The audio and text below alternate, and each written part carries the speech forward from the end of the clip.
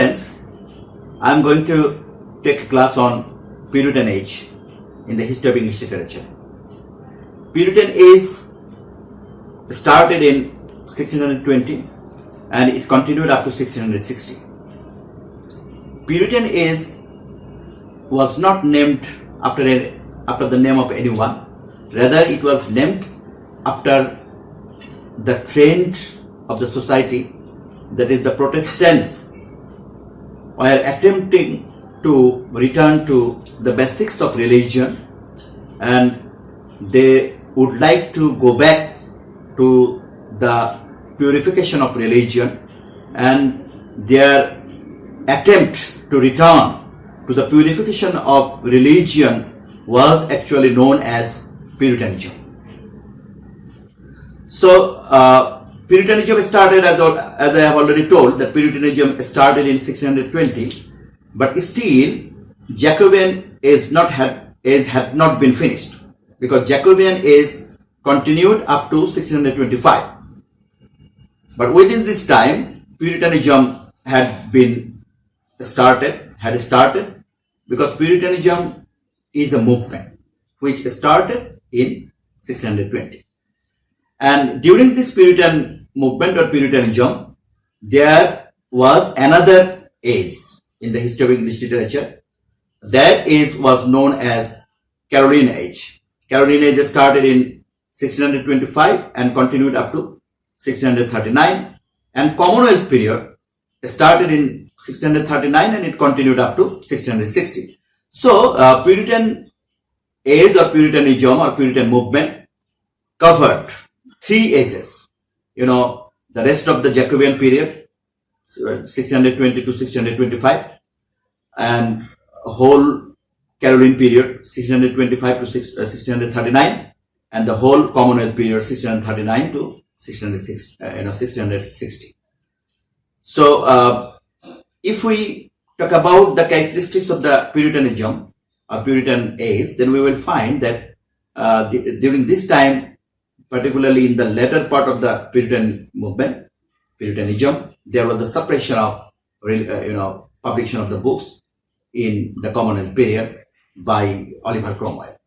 And we find the, emergence of, or the appearance of a group of church people in literature.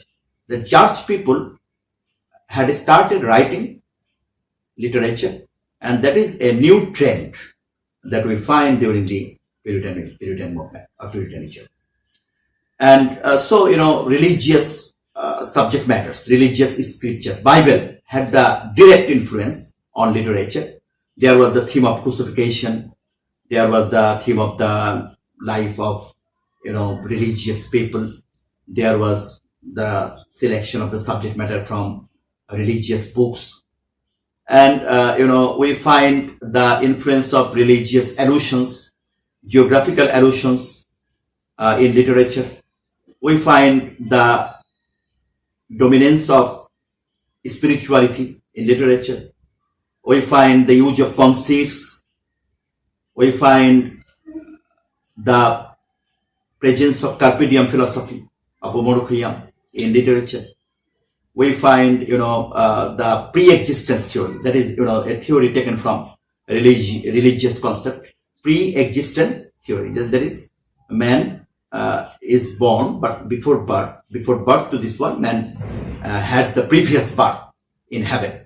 So, that is known as pre-existence theory. So we find the concept of pre-existence in literature also. The glorification of the childhood is another important phenomenon that we find in literature.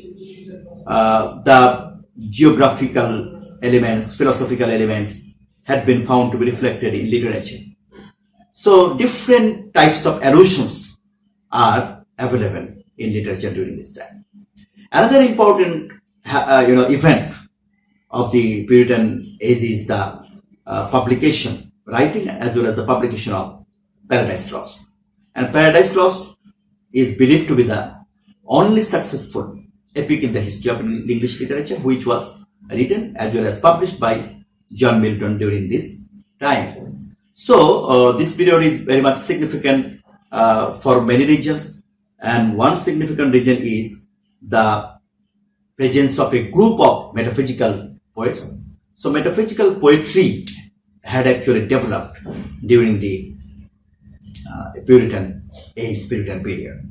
So if we talk about the poets and the writers of this period, then we will find that John Donne is the most significant name in the field of poetry during this period, because with the writings of John Donne, metaphysical poetry started. John Donne is believed to be the father of metaphysical poetry. John Donne had written many poems, such as Good Morrow, Sun Rising, Canonization, Go and Catch a Falling Star, Twickenham Garden, Valediction of Weeping, Valediction of Forbidding Morning. So these are the poems written by John Donne, and which had a great influence in the lovers of literature up to the modern age. And after John Donne, we find some other metaphysical poets influenced by the writings of John Donne, such as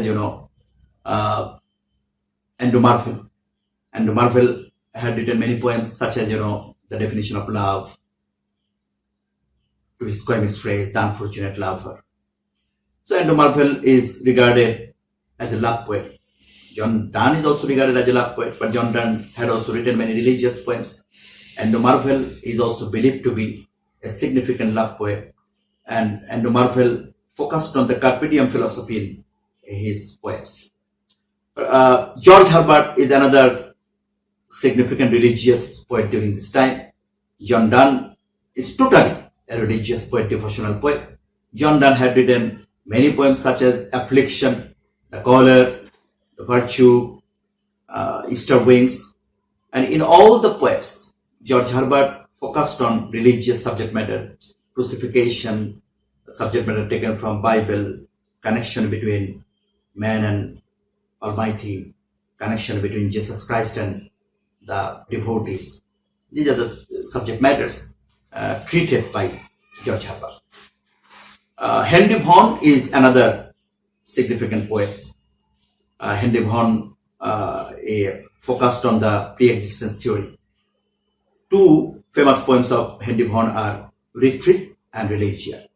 In both these poems, he focused on the theme of pre-existence theory. Robert Herrick is also a significant name. Robert Herrick had written many poems, particularly To Daffodils, Juliana. These are the poems, To Julia, To Athena. These are the poems written by Robert Herrick. Abraham Cowley is also a significant name during this time. And apart from the metaphysical poets, we find John Milton, a comprehensive figure during this period. John Milton is the most successful epic writer. John Milton had written two epics. One is Paradise Lost and another is Paradise Regained. But Paradise Lost is regarded as the most successful epic in the history of English literature. John Milton had written also some other writings, such as Samson Agonistes, is a famous drama, verse drama, written by John Milton. Lycidas is also a significant contribution of John Milton. And John Milton had also written Areopagitica, a piece of prose writing, in which he had talked about the independence of freedom of the writer for writing anything. And the last name of this period is John Bunyan. John Bunyan, is also another significant name. John Bunyan had written The Pilgrim's Progress, which is believed to be a very much, sophisticated piece of literature by John Bunyan. The Pilgrim's Progress is also considered to be the foreshadow of novel. And that is why John Bunyan is believed to be the, precursor, one of the precursors of novel writing, because, the Pilgrim's Progress was written just like, the form of novel that had been later developed during the neoclassical period. And John Bunyan had written another writing, The Life and Death of Mr. Batman. So I think if you try to have the synopsis of literature of this time, then you will better understand that this Puritan period, Puritan age is very much significant for producing multidimensional literature, particularly the flourishing of metaphysical poetry and the composition of epic as well as some verse dramas. Thanks to all of you for your patience here.